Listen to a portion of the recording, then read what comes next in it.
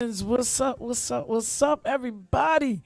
You already know who it is. It's your girl, your big sis, L Vintage, right here for another empowering episode of Stage Left. Right here, we can rate job, we can rate dig right in because what's here tonight is going to be moving for your heart, your soul, your mind, your peace.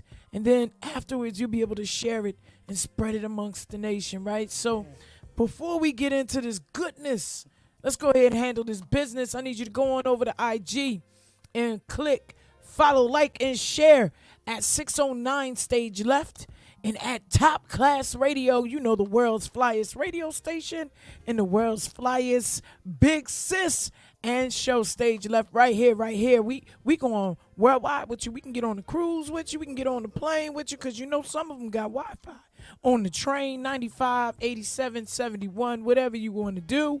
We can be right there with you, just chilling. And you can download it right to your phone. Then I need you to go on over to Facebook and follow Stage Left and Top Class Radio because we want you to be in the know all day long. If you can't catch a show, you can catch the music and the vibes. Go ahead and do it real quick. And then tell somebody. Share us. Share us with your inner circle. Share us with the world. Share us with your church because we are family oriented and we love you. And we always got something good coming across the airwaves. Listen, tonight's going to be special. I first met this young lady just about a week ago. I ministered performed at Sisters with Purpose Luncheon. Shout out to Tanika Brock and Sisters with Purpose, the whole committee, mom, auntie, grandma, listen, I want to make sure you all follow Tanika Brock. She has some great things going on. But we were there, and lo and behold, this young lady, this woman of God was honored. And she has a beautiful book, and it's testimonial, but it's healing for the heart and the soul for everyone who will hear and who will listen. Shout out to Miss Gail Scott up in the building tonight in the studio with your big sis. Hello, sister. Hello. Listen, we're going to enjoy this night. Feel free, get your tissue, get your coffee, get your tea, because you might be snotting and you might get a little hoarse while you're crying, but it's okay. We feel those emotions and we right here with you. And grab a notebook. You might hear something. You might hear something that you need and that you want to write down. So don't be shallow and don't be afraid. Go ahead, write it down and share in with us. Listen, if you're feeling froggy, call in 609-418-9816 to the station. 609-418-9810. In my phone voice. You know, as they say, I be changing voices. But it's all good. Listen, I want you to know this sister's story touched my heart. One is familiar to me, as well as I have been through quite a bit of things. But before I let her introduce herself to you, I'm going to read her bio because I believe in giving flowers, you dig? About the author. My name is Gail Scott. I grew up in Norfolk, Virginia, 757. You better know it. Absolutely. Y'all better know them trails. With my family of three, my brother, my mother, and me. I went to the local schools, Campus Stella Junior High School, and Lake Taylor High. Life was not so great for me in Virginia. So I relocated to Pleasantville, New Jersey in 1991, where I stayed with my father and my two children. I worked in several casinos. I have been a member of Second Baptist Church for the last 20 years. Shout out to Pastor Colin A. Days. Listen, we love you, sir. We love you. And I am the proud mother of 4 beautiful children, 2 boys and 2 girls. I am even proud grandmother of 9 beautiful grandchildren, and I currently take care of my 3 granddaughters. I am employed by the Atlantic City Board of Education at New York Avenue School as an office aide. After realizing I needed to do more with my life, I applied and attended Atlantic Cape May Community College. One of the biggest accomplishments of my life was when I graduated in 2014 with an associate's degree in sociology. After reaching that goal, I was encouraged to do more. That's when it cuts off. We gonna keep on rolling because God knows what is on the table. Sister Gail, tell the world who you are. Hello, my name is Gail Scott. I am the #1 best-selling author of my book called The Diamond. Come on. I am a mother of 4, a grandmother of 11. I am an employee of the Atlantic City Board of Ed. That right there is chunky in itself. You got some more? Come on, spill the tea, as Elder Laniel would say. So, as the bio said, my biggest compliments was the graduating from ACCC with my associate's degree in sociology. But then God see fit.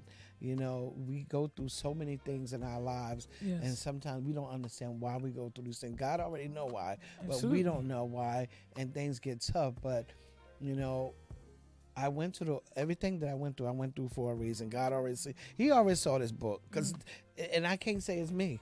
I know that's right. I cannot say it's me. It's Him. He made way every step from the pen on the paper. Wow. To the publishing of this, that was God. It wasn't me. I was just a vessel, and He used what He already protected me from. He used that to write this book. So, and all it's we have so many, so many people in this world, women, men as men too, Absolutely. that are hurting and have gone through and still going through.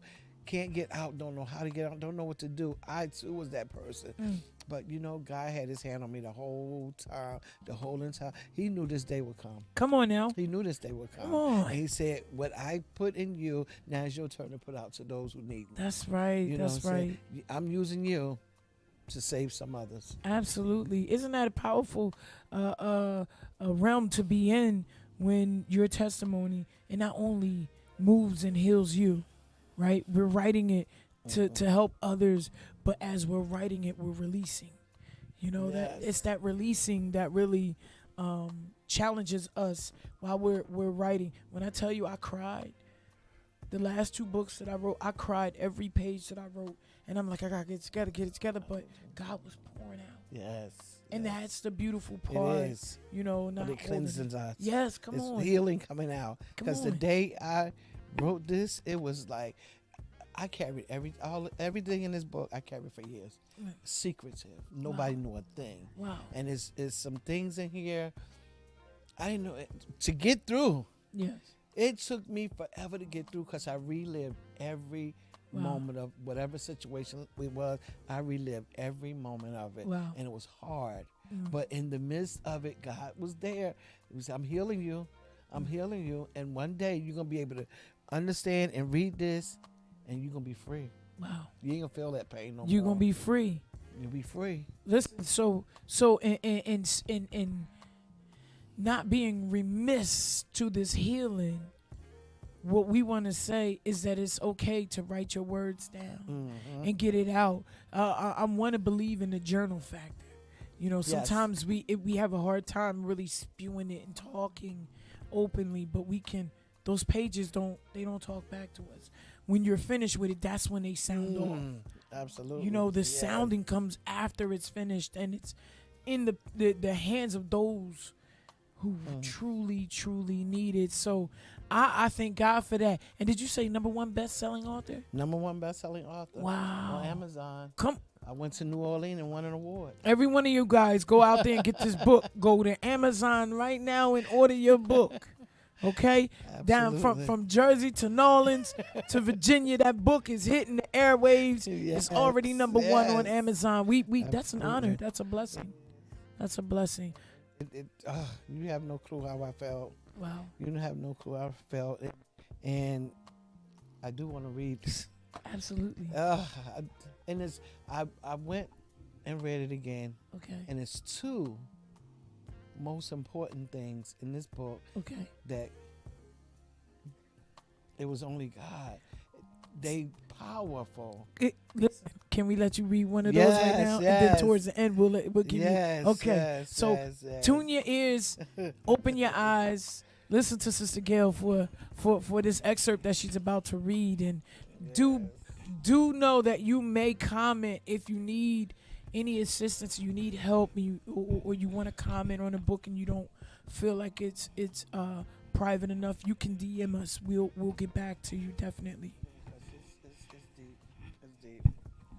All right. Okay. It's If your arm, yeah, hand up right here. Yeah, yep. There you go. Okay. On our way to the police station, I struggled with ideas that would end this focus.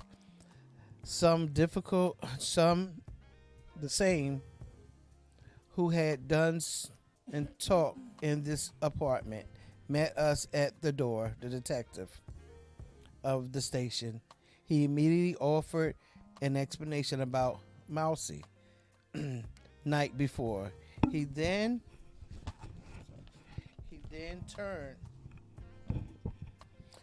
turned to me, touching my shoulder to comfort me. You'll be okay, he assured me. My heart reminded me that everything was the opposite of all right. The detective led us down a narrow dorm hallway and it appears to go on forever. We came to a dark black door with a small window, and my mother felt glued to my side. The detective opened the door and my eyes dropped. I was so disgusted at what I saw. I struggled to provide thoughts, throwing up. Mousy was handcuffed to a chair. He begged, "Why are you doing this to me, Gail?" Yet he never opened his mouth. I could almost hear every thought as he stared to me in silence and disbelief. I wanted to hug him and apologize for the pain, but I couldn't. I could neither speak nor move without the pounding of my mother or the detective. Is this the person who raped you? The detective asked. My mind scared. No, 1,000 times, but the only word I could hear myself saying was yes. As I dropped my hands, as I rose my eyes, Mousy was looking directly at me, and I thought so many tears from his eyes, and he was led to handcuffs out of the room. I never heard from him or saw him again. Let me ask. So in that excerpt, I what I'm understanding is that you were identifying your rapist. No. He didn't. He didn't rape you. Nope. Wow. Nope. It was wrong. It was all my mother Wow. making me do it. Wow. Wow. Wow. He never did. He was a friend of mine but he was older than me. Wow. I was young, so young. He had came to the house that day to tell me Wow. that we cannot be friends and I'm too young and he's older. And my mother, and I cried. And my mother came downstairs ramping and raving and cursing and made up the whole story. Jeez. Can you imagine my life after that? Wow. I felt horrible. I felt so sad, so bad. Wow. I felt horrible. Here I am sending somebody to jail for something. He didn't even do it. Absolutely. Wow. And I tried telling her that. And you say you never saw him again after Never, that? ever. Don't know what happened to him. Asked my friends. They didn't know. And that carried years. But God forgave me for that. Wow. He forgave me for that. And years. It was over 10 years. I ran into a friend of mine's. And she said that he had moved away. So that was insurance for me. That he wasn't in jail anymore. If he went, I don't know. Wow. I don't know. Wow. So you heard it here. I really, and I hope that you heard that excerpt. And Sister Gail is telling a portion of her life as to where she was forced to accuse someone, and it really never happened. And now let me ask you this: what did your mother say? And see this book. My mother was horrible to Wow. me. My God. The abuse I got from her,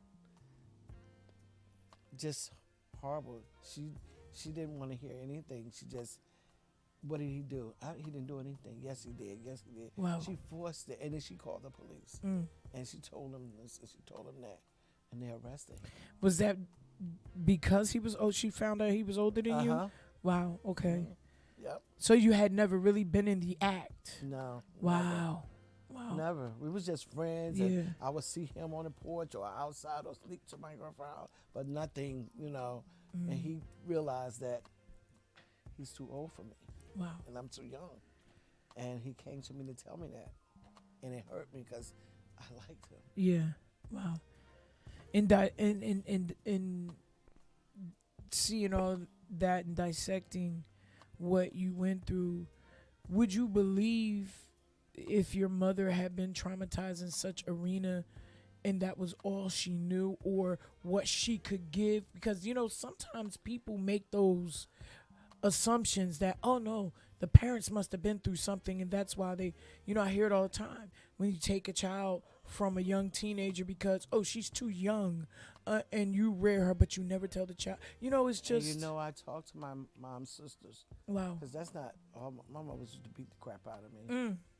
I used to go to school, fractured arms, busted lips, swollen eyes, and I cover it up, because I got beaten. Just to look at me, if she sat there and looked at me, she would hit me. Wow. So she would beat me a lot, and I stayed in the house a lot. I never could go outside.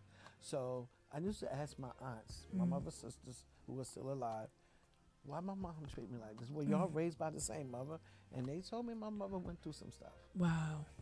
Wow. She went through some stuff. Mm. So down the line, as I got older, I forgave her, Yeah. but I had to. I Not had gonna to. harbor all of I that. had to Right. forgive her Right. in order to move on with my life. She never changed. She still was that mean, but she was my mother. Wow. I never disrespected her. I never cursed at her. I was always obedient. Did what the Bible say, honor thy mother and father. Yes. No matter what my mother did, I didn't. Even when I got older, now Yes. she can cuss and fuss at me. I can always get up and walk away. Absolutely. Absolutely. And that's something because I find that especially between the elder generations and the now generation, there's so much trauma that has been passed trickling down the line that people aren't willing. It's more of it's a pillow. It's a blanket now. And no one wants to openly talk about. And I'm a fine believer that that's the healing It is. that our It is. people need. We need that. Mothers and fathers and sons and It daughters. is. We need that healing. Everything is a cover up. Wow. Everybody want to cover up, and nobody want to talk about it. And I get it. I get it. I didn't want it either. Right. I was ashamed. I was Wow. embarrassed. How dare I let my friends know how my mother is treating me? Wow. Are you kidding me? No, I wouldn't tell. I go on my life like nothing, but I'm hurting. Open wounds. And my friends knew my mother wouldn't let me out. I had to see that my girlfriends, them should come to the back door. I talked to them through the screen. My God. Or out upstairs in my room, out the window. Yeah. Yeah. Isn't that something? Let's talk about healing.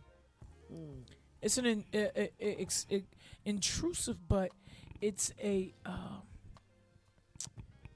imperative part of our growth in our life. Yes. Healing causes open wounds to spew and spill out. Yes. But when it's done and it's done right, when healing is able to filter through, it allows you to grow. It allows you to breathe, and it lifts so much weight and burden. So let's talk about the healing, your healing process. What was that like? You know, it started out not, the cover up, drugs, alcohol. Yes. Those are cover ups. So I won't feel this hurt. But I got to a point where, my brother said that I had to leave the state of Virginia. Mm. I was so bad because now I don't care about nothing. Right. I'm hurting. Right. So I can't heal because I'm so busy trying to cover up the hurt. So I'm doing all this stuff, and my brother said, you got to go. Wow. So I'm sent to another state where I don't know nobody. Mm. I don't know nobody here. So when I came here, didn't stop until I got saved. Come on. Until I got saved. Now Mm-hmm. things starting to fall off. Mm-hmm. Because I say it all the time and people don't understand it. There was a situation, God he covers this brain. Yes, he does. I'm telling you, I had a piece of paper. Mhm. What did I do? Yes, he does. I want to show you what. I don't even know what. But it's like you have something in your hand, and I was in a situation where if he didn't cover my brain, I wouldn't be sitting next to you today. He took his hand and put it over my brain because what was going on was so traumatic to me. He allowed me not to feel it. Let them do whatever. You don't feel this. You don't feel nothing. Took me out of self. Wow. Just a shell there. Wow. But when it was over, he was still with me. Wow, I come on. covered my brain. He didn't allow that stuff to sink in so I could lose it. I would have lost my mind. But he did not allow it. Even though I went out there and was getting high and drunk, God was there. So now that I'm left and I got saved, all that's is falling off. Wow. This fell off, that fell off, this fell off, this fell off. Now I can see and understand. Right. Now you have a purpose, Gail. Absolutely. You have a purpose. So now that you have a purpose, now I'm healing you from all that. So now you got to give out to what you gave it in. What I gave you, now you got to give it. Because there's women out there that's going through what you're going through. Come now on. you know. Tell them who did that. Yeah. Wow. Tell them how you got there. And it's only through the grace of His grace and His mercy. Wow. That's how I'm here today. Only God's grace and mercy heal me. I know that's right. I was tore up. Tore up. Wow. I don't look nothing. Come on. I don't look nothing. Thank God. Come on. Nothing. I don't look like nothing I've been through. Not a thing. Nothing. I could be a crackhead on the street somewhere, all jacked up, don't know my name, don't know nobody, just out there. Yeah. But the grace of God. Come on now. Something about that grace. Ah, There's something His about that grace. and His mercy. Ooh. It's Him. Listen. telling I my prayer and hope is that everyone out there, the beautiful audiences, you're feeling this healing power, and that this would not prompt you, but invoke you to pour out your testimony and talk about that trauma and that abuse and that covering and that keeping, because it's imperative that we share those things with the world. Our brothers and sisters are out here literally struggling. Yes. They're dying every day because something triggered the trauma space in their mind, and they weren't ever able to be free from it. And Sister Gail is pouring out. She's pouring out, and I'm hopeful that we're catching it. You're catching it. And when we talk about that healing, and it numbing you, and then you're going through it. You're going through it and going through it. What does the other side of that look like now? Because you have children, grandchildren, and great-grands. Do you have great-grands too? So the lineage, the legacy is moving. Yes. And so what do you tell your children to tell? And my grandkids, like I said, I've raised them 3 of them. I lost a son. Wow. I lost my oldest son. Wow. Our condolences. We're sorry to hear Suicide. that.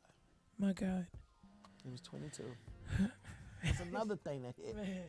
You know what I'm saying? It hit. That's a whole nother. Yeah. It's to lose a child. Mm-mm. He was the love of my life. Wow. So my grandchildren, they always see me as loving grandma. Loving Right. grandma. Go ahead. Loving Get some grandma. tissue for And you. I teach them. I teach them how to love on people. In spite of what people do, you got to be different from them. You know, when I used to Absolutely. when I go to take them to the stores and stuff, or I go to McDonald's and stuff, I always pay for the person behind me. And they used to ask me, why you do that? I say, we all can't be mean and evil in this world. Come on We now. got to have some good people in this world. I know that's right. You know, I say I always been this way. I've always been a giver. I never got, but I always been a giver, and I didn't do that. God put that in me. on now. God taught me to be that person. He made me who I am. I've always been a giver. Every friend I have can tell you, I'm always a giver, and I'm not looking for nothing in return. That's who God made me, and I teach my grandchildren to be the same way. You know, I might have, and to be honest, I tried so hard not to be like my mother. I hindered my kids. I hindered my daughter, and I hindered my son, who's still with me today, the youngest one. I hindered them. I did everything for them. Now it's hard for them to do for themselves now. So I teach my grandkids to do for themselves Absolutely. and to love on people. Don't hold grudges. Yeah, absolutely. Always be forgiving. You know, we all make mistakes, and you do always be forgiving and love on others. Wow. I think that's a important role to play or to impart into our generations now, is because is that, you know, don't hold grudges and don't be angry. And this generation now, and it shows, you can see from generation to generation, this generation now is angry about everything. Yes, they are. It's not necessarily because they can't have something. I truly believe it's because their emotions have been overlooked, swept under the rug. We're not allowed to talk about Yes. certain things. Don't come and ask me about certain things. We can talk about sex, drugs, and alcohol, but we can't talk about mental illness, Yep, absolutely. rape culture, suicide. We can't talk about the things that really carve out our insides. Yes. You know, and this is it's deeper now, and it continues to keep piling on. Yep. You know what I mean? And I that's why I say I appreciate your story, Dinans.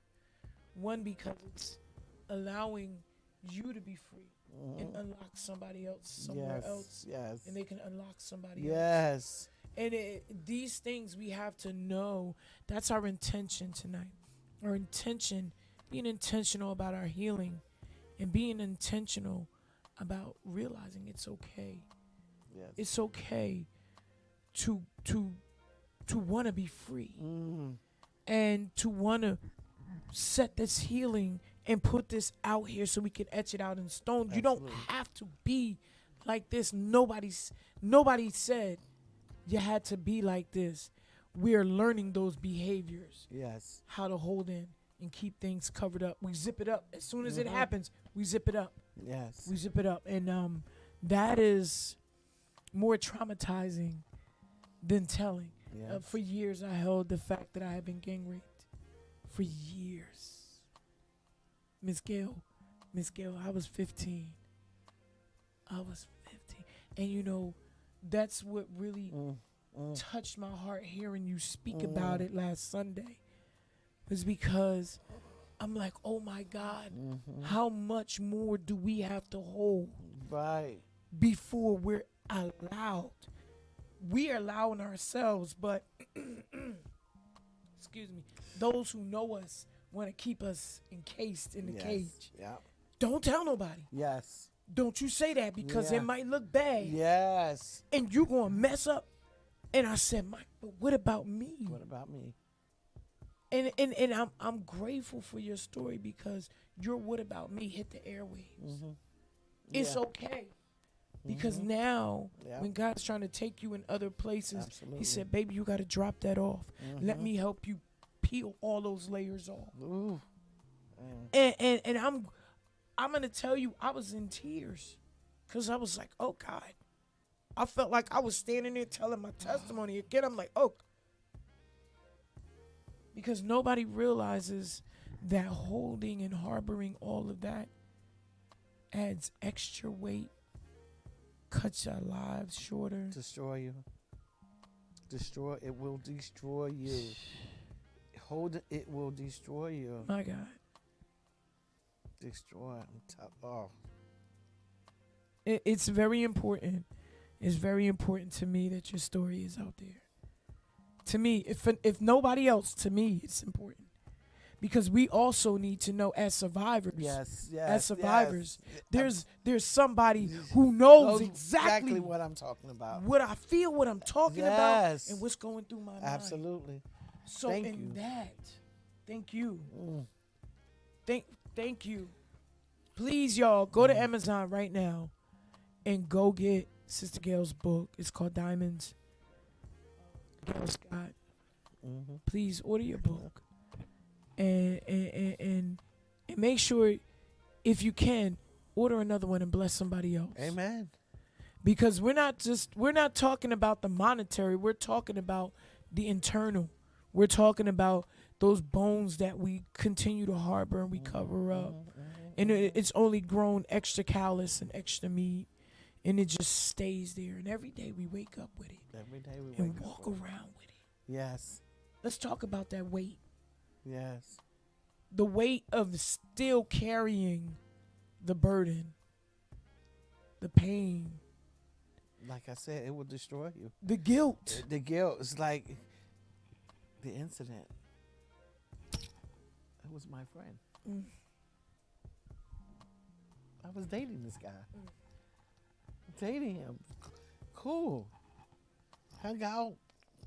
He had time. He set me up. He set me up. And I carried it around. Jesus. It's my fault. He invited me to his house, to his mother's house. They set me up. Mm. It was the mother, kids, little sister, brother, everybody was there. But they left. And I'm like, oh, cool. We cool. And me and him went upstairs, you know. He set me up. He set me up. As we was involved. His brother came in the room. Yeah. I was so ashamed. Like, oh my God, I'm trying to cover up. He wasn't. Mm. And then he said some horrible things, the brother. And I'm telling him to get off. And he leaves. He was like, not coming back in. He's not coming back in. He's not coming back in again. He's not coming back in. No, I want to leave. No, he's not coming, I promise. He never got up. But he did. He gets up, he leaves, and I'm trying to find my clothes. They took them. They took my clothes. And I'm like, I don't know what to do. I don't know what to do. And my first thought, glass window, to jump out the window. Wow. Through the glass and all. Wow. But then where I'm going, I don't have no clothes on. Wow. Somebody gonna do the same. I was Right. Mind He everywhere. came Right, in. man. Said, can I get my clothes now? Until I get my turn. That's when I said, God cover that brain. Yeah. So I went, then after him, then another one. Wow. Then after him, then another one. You can imagine me laying there. I would have lost it. I didn't feel that. I'm numb. And that's not because I wanted to be. God said, I got you. I'm protecting you. I know this is happening. I got to protect you. Because I need you for now. Absolutely. My God. I need you for now. Trusting somebody hurt me so bad. Wow. And you know, let's talk about the statistics, right? because in advocacy for sexual assault, we learn about a lot of the statistics. The statistics state that rape culture, most of our victimizers are people we know. Isn't that disheartening? As disheartening as it is, it still breaks down the your mental and your embodiment, because it feels like, wow, all this time we knew each other. I thought that I knew you well enough that you would never. And then you. And the seed that's planted, the other side of that statistic tells us that the victims are the ones to victimize down the road. Isn't that something? But to God be the glory. Yes. For keeping you. Absolutely. And His grace, His mercy, His love. Oh my God. And His power. Because those, when I tell you, every story I hear now in this generation, the children, the teenagers, the young ladies, the young men are running away from home because they've been sexually assaulted, and no one will believe them. That's the saddest thing. And then I thought the same thing. Wow. And nobody me would too. believe me. Me too.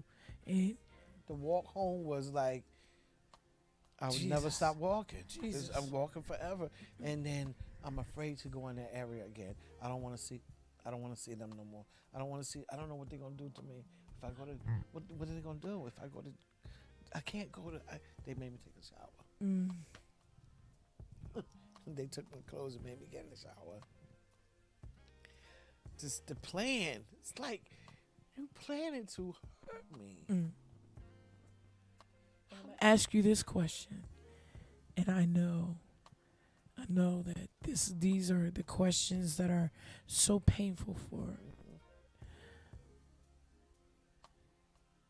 When did you release that or tell, if you did? I didn't to this. Come on, my God. I didn't until this. I believe it. You know how old I was at that time? I didn't. Wow. So all those years, I carried that. Wow. I drank. Yeah. I smoked. Numbed it out. I did. Yep, that's what I said. I did all that. Because I didn't want to feel that. I didn't want to. But like I said, God protected the brain. So He allowed me to lose it. He allowed me to go crazy. I would have went crazy.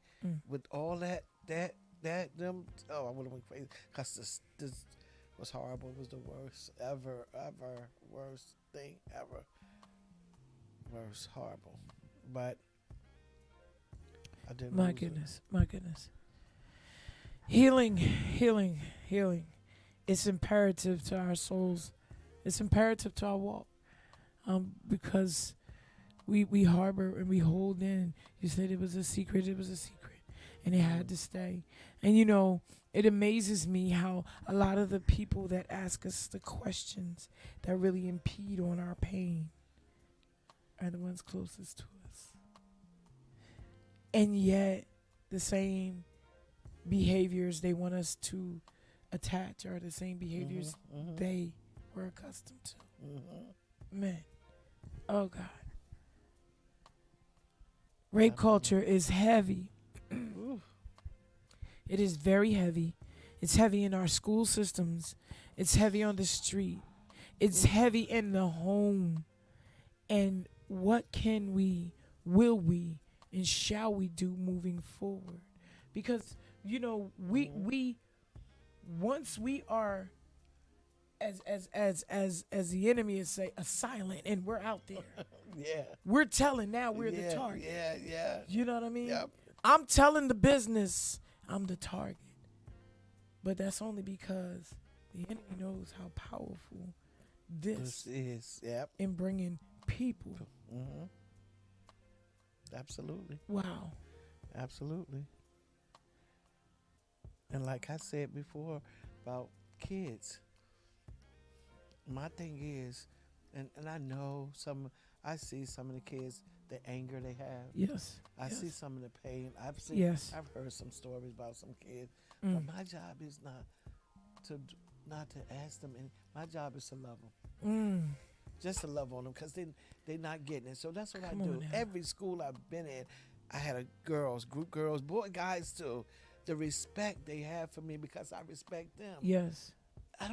It's not their fault. Right. It's not their fault. It's not It is their- not your fault. It's not their fault. So I respect them and they respect me. Yes. A teacher can come right by and they will cuss her and I can look at them and say, "Now, was that nice? I'm sorry, Miss Gail." The respect. Yes. You gotta respect them Absolutely. because it's not their fault. They're in their situation. They not raised themselves. Some of them are. Yes. But they have parents, so it's not their fault. So my thing is, that's why I love on them. I love them every school I've been. I love them. I got so many kids. I love on them. Mm. I'm always buying and I'm always giving Come on. because that's me. And that means I'm gonna let you know. I worked at the Boys and Girls Club for a little while, and that was the one thing that always connected me, not just to a handful, but to every child that walked into that door. They knew Miss L would love on them Yep. and not judge them, Yep. but I see them where they are, Yeah. and we'll have this. Let's have this Yeah. conversation. What can we Yeah. do to Yeah. help you better? What can we do to get you out of this present Yeah. situation? What do you want to do? Yep. Because we can advocate for you all day. Mm-hmm. And in that instance, that's a lot. One of the biggest reason why our teenagers now, the streets are flooded with them, because no one will hear them. No. And I like I never. I don't care what they done, what they said, or what. I never judge them. Wow. It's the love. I hug on them, love them. They can tell you, Miss Gail. That's what Wow. I love them because I'm giving them something I never got as a kid. Come on. I never got The love factor. There's something special about that love Yes. factor. I never got it. Wow. I never got it from my mom. My dad lived here Mhm. in Jersey. That's why I'm here. Wow. My mom, I'm from Virginia. My dad lived here. That's why I moved here with my dad. So my dad was here, and he wasn't there that I need. It was my mother. She was horrible. So I never got love. I didn't understand a lot of stuff. I didn't know. Mm. I didn't learn a lot of stuff. I ain't learned until I got older, Mm. and I learned from other people. Wow. I always when I was in school. I always befriended girls who had big families Wow. Yes. because I wanted to be a part. Right. Right. You know, Right. I wanted a big family. I want sisters. I always gravitated to girls because I was a loner. Yeah. I always stayed in the house. It was my brother. My brother used to feel sorry for me. Mm. He didn't get treated like I did. Wow. Mm. He didn't get treated like he could do what what was me. And I always wonder why. I said, is it because I look like you Mm. so much? This is why you don't like me? It's just my brother just didn't. I want to give you the opportunity to read your other excerpt, Ugh, but I also want that's you what's the part. to tell the audience the importance of healing for them now. Okay. The importance of healing now. Like I said before, if you don't heal, it will destroy you. Mm. It will definitely destroy you. It will mess your mind up, mess your soul up, mess your spirit up, mess you up completely. You wouldn't be able to go on with life. Wow. And you pass it on. If you have kids, it passes on. Yes. Yes. If you don't get it under control and heal yourself from it, it passes on. Passes down And the this line. is what you live with. And I didn't want to live. And once I got saved, I asked God to help me with this. I didn't want to be a part. And He did. He Wow. did. Trust me. He did. I asked Him, and He did. Mm. And I thank God for it every single day. I thank God for saving me. Yeah. Yes. Come on now. If He had not. Whew. So Miss Gail's going to read Woo. her second part of her excerpt. And after that, we're going to let her close us out with information on how you can follow her, how you can purchase the book, and all of that goodness. So lend an ear, and we're going to get out of here in a couple minutes. This is it. We just spoke on it, but I'm just going to have to give it to you again. As we lay here in bed, door open, and a guy walked. As we lay here in bed, nude, in a sexual act, The door opened. A guy walks in. I looked at the man strangely, and he never got off me. And I'm trying to cover myself up, and the guy said something nasty to me. It made me feel very uncomfortable. I tried to hide myself. The guy left the room, and I tell my friend I want to leave. He says, "No, it's okay. He's not going to come back." And I said, "I want to go. I want to go." He said, "No, it's okay." And I said, "I want to go. I want to put my clothes on." He said, "I told you he's not coming back. He's not going to come back in his room." So I said, "Okay." So just as I laid there and I was trying to get dressed, as my friend left, the guy came back in the room again, and my friend left. And I said to the guy, "Get off me, get off me." He got off me, and then I walked out of the door. I got up to get my clothes and could not see or find them. The other guy, who was his brother, came back in the room and said, "Where you think you going?" And I said, "I'm leaving." And he said, "You're not going anywhere." I said, "Yes, I am." He said, well, "I don't think so." He said, "I got your clothes and you're not going anywhere until it's my turn." Generational trauma that's passed down, healing, sexual assault, rape culture, mental illness. We're all dealing with a lot of things going on. The process has to begin in healing somewhere, whether it's through pages, whether it's through psalm, whether it's through helping others, whether it's through advocacy.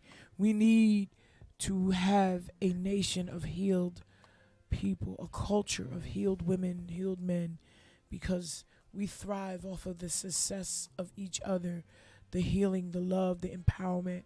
And these are the things that causes generational lineages to be broken and to pass traumas down the line. So with that being said, you have heard it here today, tonight, this evening with Sister Gail Scott. Such a beautiful soul. Thank you. Listen, I'm shaking because it's just something that's always been near and dear to my heart. Shout out to Sacred Butterflies and to Shore D'Amour. We do this in Acela Davis. We do this as advocates of sexual assault and reminding people that it could have happened to you. If it did, it's time. We have to break those curses and start healing. So thank you all for listening. Before we get out of here, I want Sister Gail to tell you how to follow her, how to get her book, and how you can support her future endeavors. Hi. Well, my book is on Amazon Prime, my book, and it's called The Diamond by Gail Scott. I am on Facebook as Gail Scott. I'm on Instagram as Honey Me Love. Honey Me Love. Okay? Let me just repeat that in utterance. Honey Me Love. Okay? Go get it on IG, okay? Yes. We love you, Sister Gail. Thank you for stopping through. Thank you so much. I Hey. truly appreciate it. And you know what? I needed this Yes. right here. So, Come like on, I we said, here for healing, you. y'all. Healing. Oh my gosh. Healing is healing. You know this is a connection forever. Yes. Forever, ever. Listen, y'all stay tuned as the baddest audience out there, the dopest, flyest radio station, top class radio, and your girl, your big sis, LELL Vintage, right here on stage left with Sister Gail Scott. We'll be catching up to you. Peace.